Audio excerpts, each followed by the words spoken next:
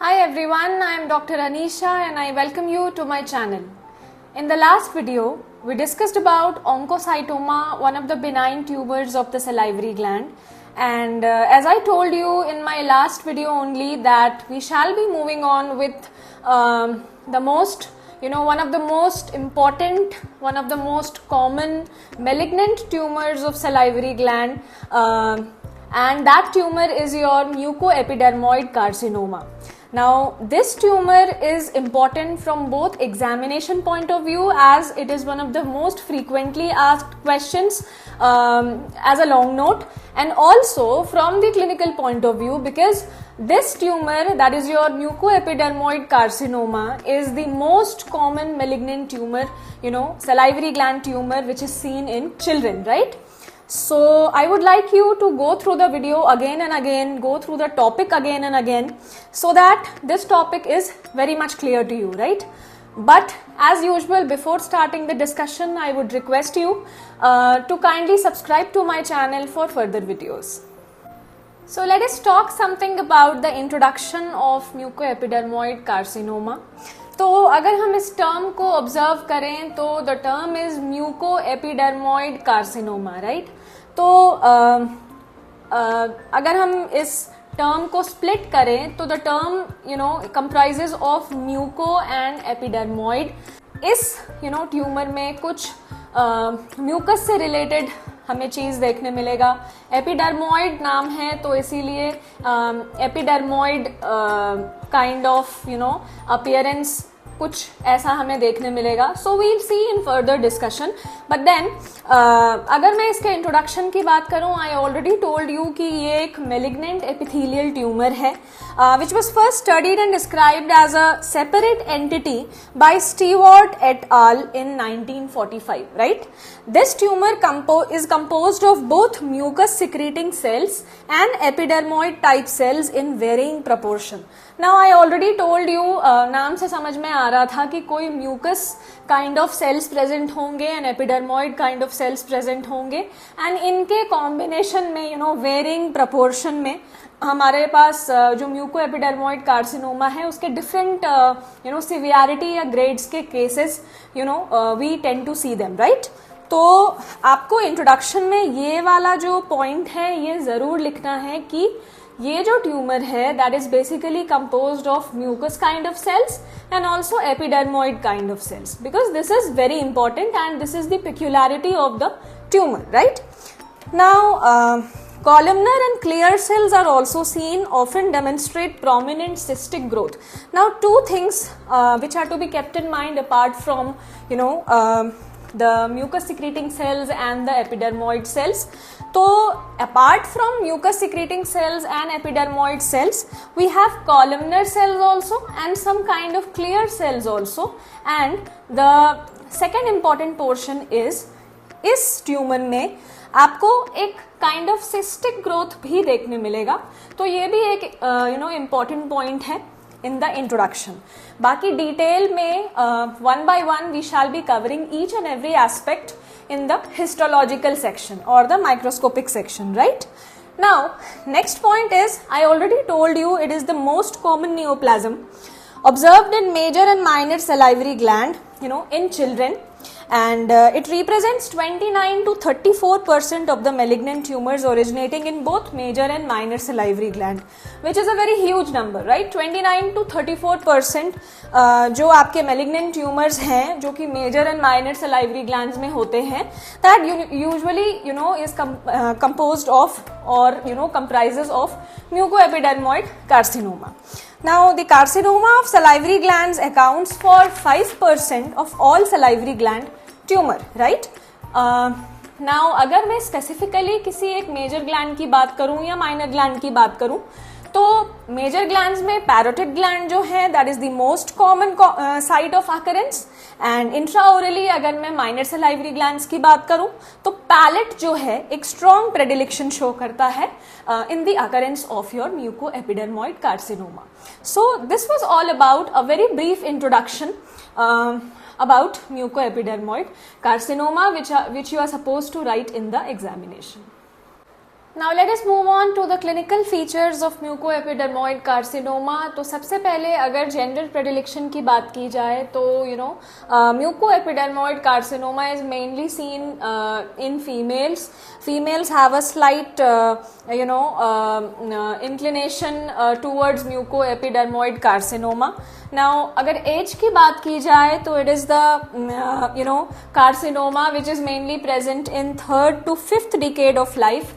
And एक average age जो है that has been reported as 47 years, right? Now I already told you it is the most common malignant salivary gland tumor in children, so it is also important from the viva point of view. Kindly keep this in mind. It can also be asked as an indirect question, as a long note, it can be asked to write about the most common malignant salivary gland tumor which is seen in children. So you have to recognize and identify and write about mucoepidermoid carcinoma, right? Now अगर next point की बात करूँ तो basically अगर इसकी etiology के बारे में बात करूँ या फिर एक रिस्क ऑफ डेवलपिंग म्यूकोएपिडर्मोइड कार्सिनोमा के बारे में अगर डिस्कस किया जाए तो एक रीजन है which has been reported is your prior exposure to ionising radiation. Basically एक कॉन्ट्रीब्यूटरी फैक्टर है which increases substantially the risk of developing your mucoepidermoid carcinoma. Okay. Now tumors of low grade malignancy, it usually appears as slow enlarging painless mass which stimulates the simulates the pleomorphic adenoma. Now I already told you ये जो mucoepidermoid carcinoma है इसको हम बहुत सारे gradings में अभी हम डिस्कस करेंगे in the further discussion, because जो varying proportion of mucous cells and epidermoid cells हैं उनके बेसिस पे different kinds of severity या grading it has been graded, okay, और differentiated. तो उस हिसाब से जो आपका सबसे लो ग्रेड मेलिग्नेंसी होगा, ऑल राइट, जिसकी सिवियरिटी सबसे कम होगी, उन ट्यूमर्स की अगर बात की जाए, उनके क्लिनिकल अपीयरेंस की बात की जाए तो they are basically slow enlarging painless mass which simulates pleomorphic adenoma. All right.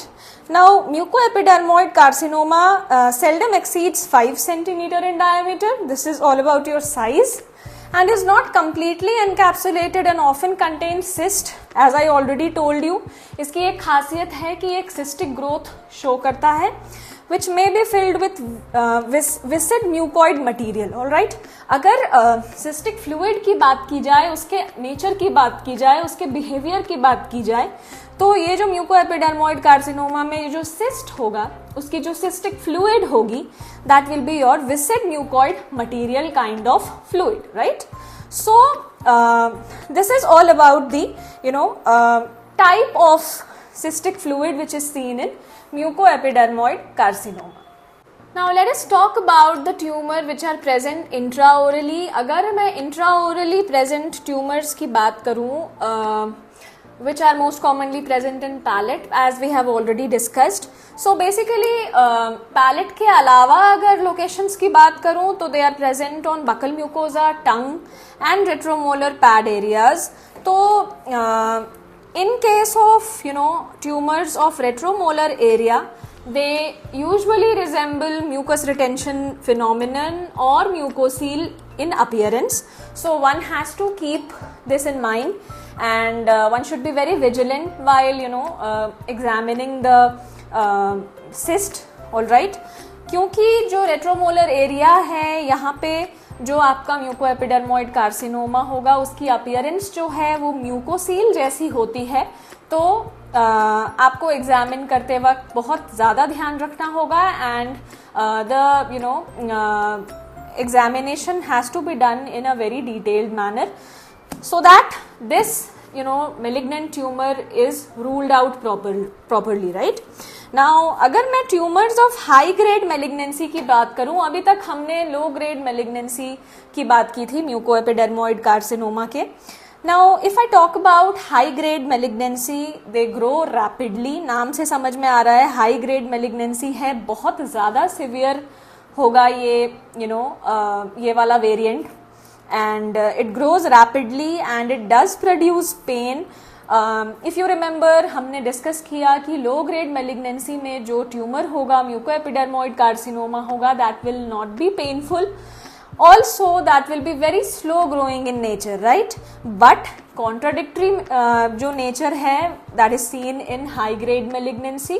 यहाँ पे जो ट्यूमर है वो rapidly भी grow करता है and as well as यहाँ पे ये pain भी produce करेगा as an early symptom. All right? So the patient will report to you with pain as an early symptom. अगर पैरोटिड ग्लैंड को अफेक्ट करेगा तो डेफिनेटली फेशियल नर्व कहीं ना कहीं इन्वॉल्व होगा and then the facial nerve paralysis is very frequent in parotid tumours. Alright, patient में also complain of trismus. Of course जैसे ही फेशियल नर्व हैम्पर होगा तो उससे रिलेटेड जो भी प्रॉब्लम्स हैं patient will come to you and give the symptoms accordingly. तो we can see trismus, drainage from the ear, dysphagia, numbness of the adjacent areas also. All right. Now अगर minor salivary gland में आपका high grade tumor present है of mucoepidermoid carcinoma, तो one of the most common symptoms which can be seen is your ulcerations. In areas में intraorally ulcerations will be present. So basically what I mean to say is जो भी आपके high grade tumors होंगे mucoepidermoid carcinoma के, either in your major salivary gland like parotid gland or in your minor salivary gland or intraorally in the patient, तो जो symptoms होंगे, जो signs होंगी वो बहुत ज़्यादा exaggerated होंगी, बहुत ज़्यादा severe होंगी. So I feel this is very much easy to learn and differentiate कि low grade tumors में क्या क्या symptoms होंगे and high grade tumors जो हैं आपके म्यूकोएपिडर्मोइड कार्सिनोमा के वो क्या क्या symptoms show करेंगे, right?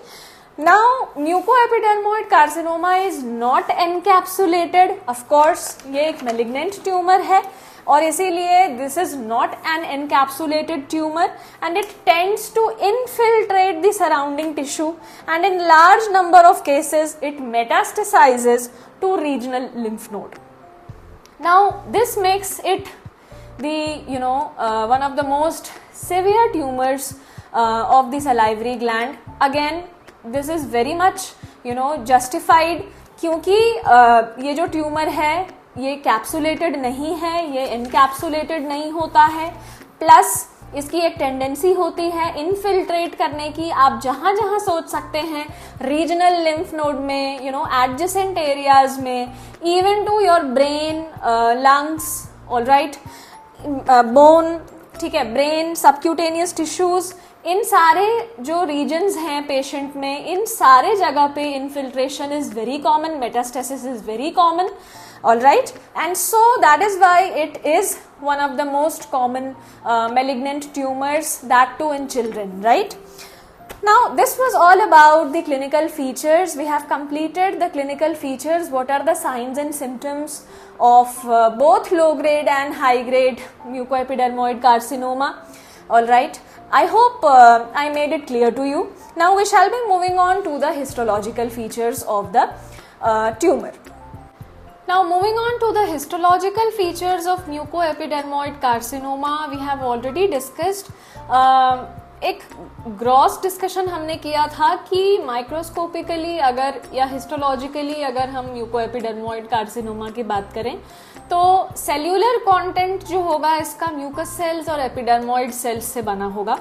Now we shall be knowing the histology of the tumor in a very detailed manner. So the first point says mucoepidermoid carcinoma is composed of mucus secreting cells, as we have already discussed, and epidermoid type cells which are squamous in nature. All right. Also, apart from these two cells, we have a third cell which is known as intermediate cell. All right, and we shall be studying or knowing about it in a very detailed manner in the further point, right? तो एक एक cell के बारे में हम बहुत detail तरीके से डिस्कशन करेंगे तो सबसे पहला जो टाइप ऑफ सेल होगा which is present in mucoepidermoids carcinoma, that will be your mucous cell, right? The second type of cell will be your epidermoid cell, and apart from both these cells, we have a third category of cell, which is your intermediate cell, right?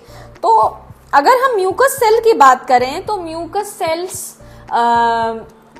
have various shape. They have abundant pale and foamy cytoplasm. Obviously, एक normal mucus cell का जो appearance होता है बिल्कुल उसी तरीके से हमें म्यूकस सेल देखने मिलेगा. That will have a variable shape, and इसकी जो साइटोप्लाज्म होगी that will be pale and foamy cytoplasm. So these are the terms which are you are supposed to write it in the examination and also know from the clinical point of view. Microscopically आप कैसे देखेंगे, histological point of view, so that अगर आप इसकी slide देखें तो आपको समझ में आए कि ये म्यूकस सेल है. All right, and they stain positively for mucin stains, right? तो जो भी stains होंगी जो कि म्यूसिन को डिटेक्ट करती हैं उनके लिए ये पॉजिटिव शो करेगा, पॉजिटिव रिजल्ट शो करेगा. So this is all about your mucous cell.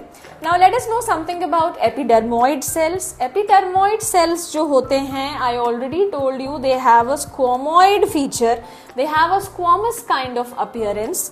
तो जब आप हिस्टोलॉजिकली डायग्राम ड्रॉ भी करेंगे तो you have to keep this in mind कि आपको म्यूकस सेल कैसे ड्रॉ करना है एंड देन एपिडर्मोइड सेल कैसे ड्रॉ करना है. तो एपिडर्मोइड सेल का जो फर्स्ट फीचर है दैट विल बी योर, ये जो सेल होंगे ये squamous cell kind of cells होंगे, इनकी शेप बिल्कुल स्क्वामॉइड होगी. Along with that they have a polygonal shape and they have intercellular bridges and they rarely keratinize. all right, तो keratinization जो है इन cells में वो आपको rarely देखने मिलेगा. so this is all about your epidermoid cell.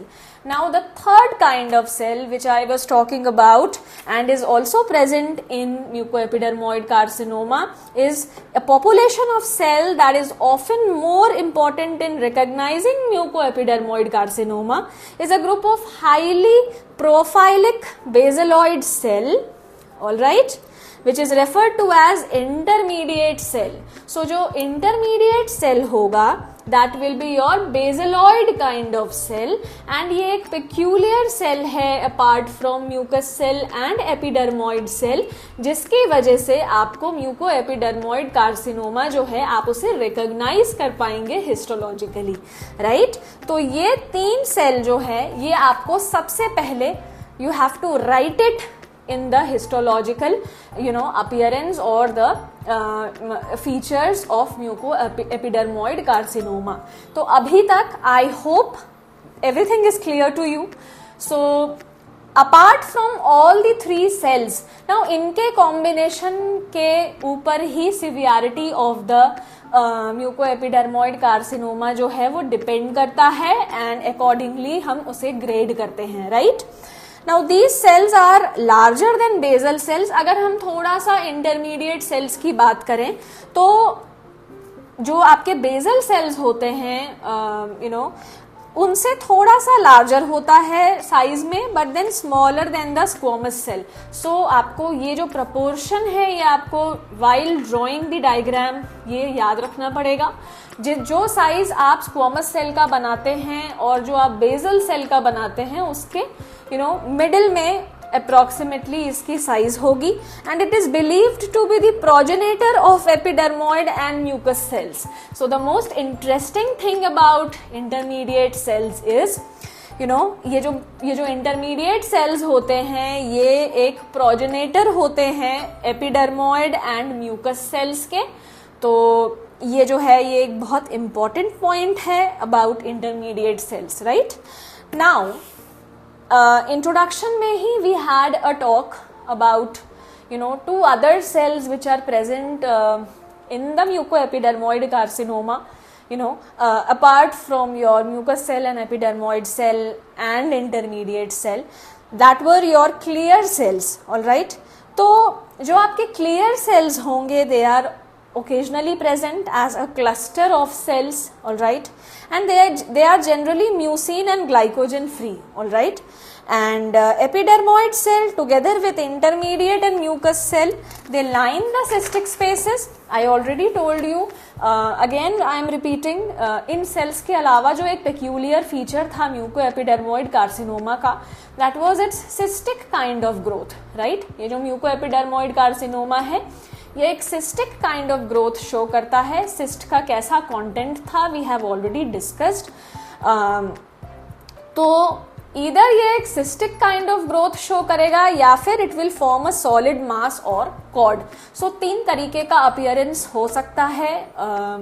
Firstly it can be a cystic appearance जो कि mucous cell and epidermoid cells along with intermediate cells से lined up होगा, या फिर एक solid mass फॉर्म हो सकता है, या फिर एक कॉर्ड का अपीयरेंस हो सकता है. We shall be seeing each and every pattern in the diagram only. Now epidermoid and mucous cell may be arranged in glandular pattern. तो ये चीज थोड़ी सी इंपॉर्टेंट है which is to be remembered. जो आपके एपिडर्मोइड और म्यूकस सेल्स होंगे वो ग्लैंडुलर पैटर्न में अरेंज हो सकते हैं. द सिस्ट में रप्चर लिबरेटिंग म्यूकस विच में pool in the connective tissue and it can evoke an inflammatory response. So अगर हम सिस्ट की बात करें, अगर हम सिस्टिक पैटर्न की बात करें, तो इनमें जो सिस्टिक फ्लूइड होगा that can rupture, all right, and it may pool in the connective tissue, and इस पूलिंग के वजह से an inflammatory reaction can be evoked, right. So this is all about the cellular content of mucoepidermoid carcinoma. We have discussed each and every type of cell which is present in the mucoepidermoid carcinoma. How does it look? How we are supposed to draw them histologically? Everything, right? Now, अब हम इसके बाद इसकी grading के बारे में जानेंगे कि हर एक ग्रेड में we have graded, we grade mucoepidermoid carcinoma into 3 categories. Firstly, we have a low grade tumor, then we have intermediate grade, and lastly we have high grade which is very severe, all right. तो हम इन तीनों grade के बारे में एक एक करके we learn, okay, what are the histological features in each and every grade of mucoepidermoid carcinoma. Now, as we know, we have 3 different grades of mucoepidermoid carcinoma. जो 3 grades हैं depending upon the number of different kinds of cells are your low grade mucoepidermoid carcinoma, then we have intermediate grade, and finally we have high grade mucoepidermoid carcinoma. Now in इस discussion में अभी हम समझेंगे कि अलग अलग grades में ऐसे कौन कौन से सेल्स हैं जो ज़्यादा प्रीडोमिनेंटली प्रेजेंट होते हैं या किस पैटर्न में प्रेजेंट होते हैं, राइट. तो सबसे पहले हम बात करेंगे लो ग्रेड ट्यूमर की. नाम से समझ में आ रहा है ये उतना सिवियर नहीं होगा, ये लो ग्रेड होगा. प्रोग्नोसिस भी ऑब्वियसली फिर इसकी अच्छी होगी, बेटर होगी बाकी दोनों ग्रेड्स से. सो लेट अस सी हिस्टोलॉजिकली इस लो ग्रेड ट्यूमर में हमें क्या क्या देखने मिलेगा. तो सबसे पहले it shows well formed glandular structure and prominent mucin filled cystic spaces. तो अगर हम लो ग्रेड ट्यूमर की बात करें तो सबसे पहले तो ये एक वेल फॉर्म्ड ग्लैंडुलर स्ट्रक्चर होगा. जिस भी ग्लैंड में होगा उसकी जो ग्लैंडुलर स्ट्रक्चर होगी that will be very well formed, and also इसमें आपको म्यूसिन फिल्ड सिस्टिक स्पेसेस काफी ज्यादा देखने मिलेंगे, राइट. मिनिमल सेल्यूलर एटीपिया होगा इसमें डेफिनेटली. सिंस ये लो ग्रेड है तो इसीलिए जो आपका मेलिग्नेंट फीचर में जो सेल्यूलर एटीपिया होता है, डिफरेंट चेंजेस होते हैं, सेल्यूलर चेंजेस और at the nuclear level also, वो सारी चीजें आपको सबसे मिनिमम इसी में देखने मिलेगा, right, in comparison to both intermediate grade and your high grade mucoepidermoid carcinoma. And finally high proportion of mucous cells आपको देखने मिलेगा। तो अभी तक हमने जितने भी सेल्स पढ़े हैं, जितने भी टाइप के सेल्स पढ़े हैं, तो उनमें जो आपके म्यूकस सेल्स होंगे वो प्रीडोमिनेंटली काफी ज्यादा नंबर में आपको लो ग्रेड म्यूको एपिडर्मोइड कार्सिनोमा में ही प्रेजेंट मिलेंगे। तो ये तीन चीजें जो हैं आपको लो ग्रेड म्यूको एपिडर्मोइड कार्सिनोमा या लो ग्रेड ट्यूमर में आपको you have to remember, right.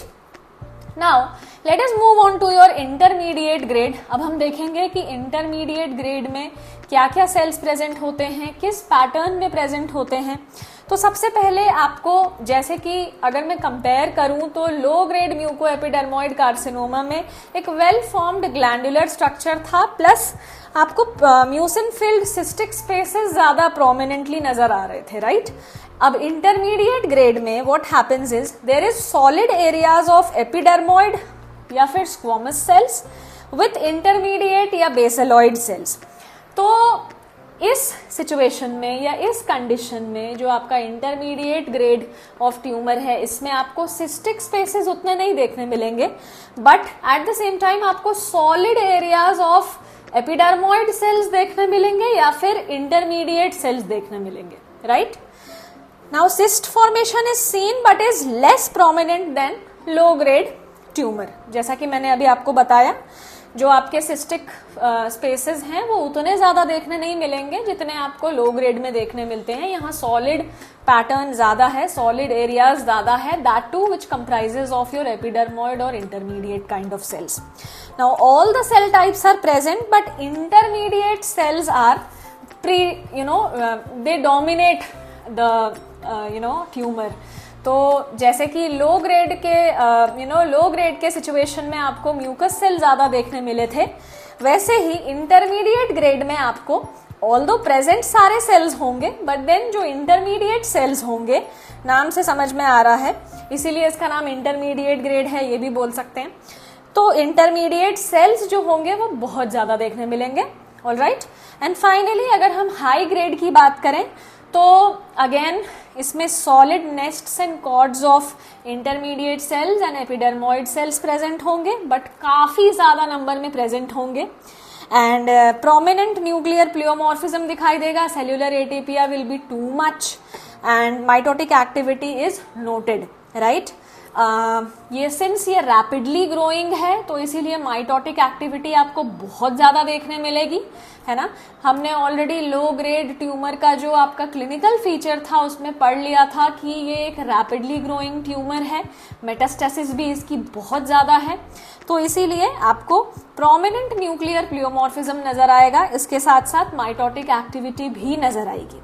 Now cystic component is usually less than 20%। Cystic appearance जो है या सिस्टिक कंपोनेंट जो है, जो कि लो ग्रेड में बहुत ज्यादा हमने देखा था, वो हाई ग्रेड में उतनी ज्यादा देखने नहीं मिलेगी, मतलब नील के बराबर आप मानिए, which is almost less than 20%, right.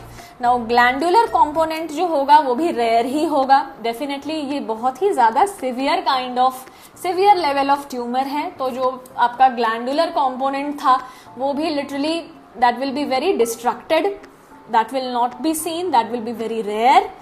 And finally since ये metastasis करता है तो आपको नेक्रोसिस एंड पेरीन्यूरल इन्वेजन जो है वो मोस्ट कॉमनली इसी में देखने मिलेगा। तो सिंस ये एक हाई ग्रेड ट्यूमर है, इसकी मेटास्टैटिक जो कैपेसिटी है दैट इज वेरी मच, तो वो इन्फिल्ट्रेट करके जो आसपास के नर्व्स हैं या पेरीन्यूरल एरियाज हैं उसको वो इन्वेड कर देगा, एंड देन आपको अकॉर्डिंगली जो आपके साइंस एंड सिम्टम्स हैं वो देखने मिलेंगे। तो इसीलिए नेक्रोसिस भी इसमें देखा जाएगा एंड पेरीन्यूरल इन्वेजन भी इसमें प्रेजेंट होगा। सो this was all about very detailed discussion of the type of cells, the pattern of arrangement which is seen, है ना, in different kinds of grades of mucoepidermoid carcinoma. हम क्यों low grade, intermediate grade and high grade refer करते हैं, ये सारी चीजें हमने अभी डिस्कस की। and it is very important from the examination point of view and also from the clinical and histological point of view, right? Now whenever we study a tumor, तो उसके साथ साथ उसकी वेरिएंट जो है उसको भी जानना बहुत जरूरी है। तो म्यूकोएपिडर्मोइड कार्सिनोमा का भी दो वेरिएंट्स हैं जो कि हम वी आर गोना स्टडी। तो firstly we will be studying about sclerosing mucoepidermoid carcinoma and then we will study about intraosseous mucoepidermoid carcinoma. Please keep this in mind whenever you write about mucoepidermoid carcinoma, kindly mention the variants of mucoepidermoid carcinoma also, so that this can fetch you more marks, right? So sclerosing mucoepidermoid carcinoma जो है ये उतना common नहीं है, it is very rarely seen and only 6 reported cases are there. Now अगर हम इसके appearance की बात करें तो it has an intense central sclerosis, all right, which is seen and it occupies the tumor entirely. अगर सेल इन्फिल्ट्रेट की बात करूं तो इसमें आपको plasma cells, eosinophils and lymphocytes का जो इन्फिल्ट्रेशन है पेरिफेरल रीजन में आपको ज्यादा नजर आएगा। तो this is a very short description about sclerosing mucoepidermoid carcinoma, very rarely seen, but then it is important to know also. Now the second variant is your intraosseous mucoepidermoid carcinoma, जो कि नाम से समझ में आ रहा है intraosseous, bony areas में होगा। तो it may originate within the jaws, all right, also known as central type of mucoepidermoid carcinoma. So this is very important from the viva point of view. Now it is thought to form by the malignant transformation of the epithelial lining of the odontogenic cyst. We have already discussed the odontogenic cysts, various odontogenic cysts, right? You can go through the video also, right? Odontogenic cysts के बारे में हमने एक बहुत detail तरीके से हमने discuss किया था। तो ये जो आपका इंट्राऑशियस म्यूकोएपिडर्मोइड कार्सिनोमा है, that is thought to arise, इसकी अगर ओरिजिन की बात की जाए, so they are thought to arise from the malignant transformation of the cystic lining of the odontogenic cyst or epithelial lining of the odontogenic cyst. Now tumor is present as an asymptomatic radiolucent lesion. Histologically it is very similar to your low grade malignancy and mandible जो है it is 3 times more commonly affected than the maxilla. So ये कुछ points थे जो कि हम intraosseous mucoepidermoid carcinoma में we study, right? So this was all about the histological features of mucoepidermoid carcinoma. Now we shall be moving on to the treatment and prognosis part, and it is very important to know how to deal with different kinds of or different grades of tumor. So firstly, if I talk about low grade and intermediate grade of mucoepidermoid carcinoma, अगर लो grade and intermediate grade की बात करूं तो अगर ये जो tumour है वो पैरोटिड ग्लैंड में प्रेजेंट होगा तो conservative excision with preservation of facial nerve is to be done. आप पैरोटिड ग्लैंड का कंजर्वेटिव एक्सिजन करेंगे in case of low grade and intermediate grade, and along with that जो facial nerve होगी उसको आपको प्रिजर्व करना होगा। Now as far as submandibular gland is concerned, it is entirely removed. All right. Now in case of cervical node metastasis or in patients with T3 lesion, आपका जो patient होगा उसमें आपको radical neck dissection करना होगा। As far as minor salivary glands are concerned, the primary mode of treatment will be surgical treatment.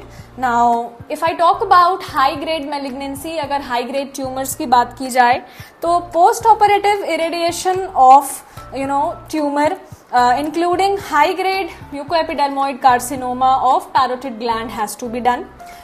As far as role of chemotherapy is concerned, तो जो आपका high grade mucoepidermoid carcinoma है that shows same sensitivity to chemotherapy like we see in squamous cell carcinoma. तो जो chemotherapy का जो effect है जो sensitivity है जो कि ये जो स्क्वामस सेल कार्सिनोमा है उसमें देखा जाता है। बिल्कुल सिमिलर सेंसिटिविटी जो है आपको हाई ग्रेड म्यूको एपिडर्मोइड कार्सिनोमा में भी देखने मिलेगा। एंड फाइनली अगर मैं प्रोग्नोसिस की बात करूं तो जो लो ग्रेड म्यूको एपिडर्मोइड कार्सिनोमा है उसका 5 ईयर क्योर रेट की अगर रिपोर्ट्स देखी जाए तो that is 92%, alright. And in case of intermediate and high grade mucoepidermoid carcinoma the 5 year cure rate is just 49%. So we have already discussed जो prognosis है वो eventually खराब होते जाती है। सबसे जो बेस्ट prognosis है इन तीनों ग्रेड्स में वो लो ग्रेड म्यूको एपिडर्मोइड कार्सिनोमा में आपको देखने मिलेगी। बेटर प्रोग्नोसिस होती है in comparison to intermediate and high grade tumours. And ये जो आपका हाई ग्रेड ट्यूमर्स है उसमें सबसे बुरी प्रोग्नोसिस इसी में देखी जाती है, सबसे पुअर प्रोग्नोसिस देखी जाती है। So this is all about the treatment and prognosis part of mucoepidermoid carcinoma. And with this we are done with the topic of mucoepidermoid carcinoma. I have already told you that this topic is very important from the examination point of view and also from the clinical point of view. So I want you to go through the video again and again, alright, so that the topic is very much clear to you. If you have any doubts, you can get back to me in the comment section. I shall be more than happy to clear the doubts. Also, if you have any suggestion or a request about a specific topic, kindly let me know. I shall, try my best to clear that topic for you.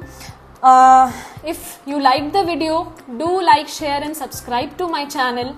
Thank you so much.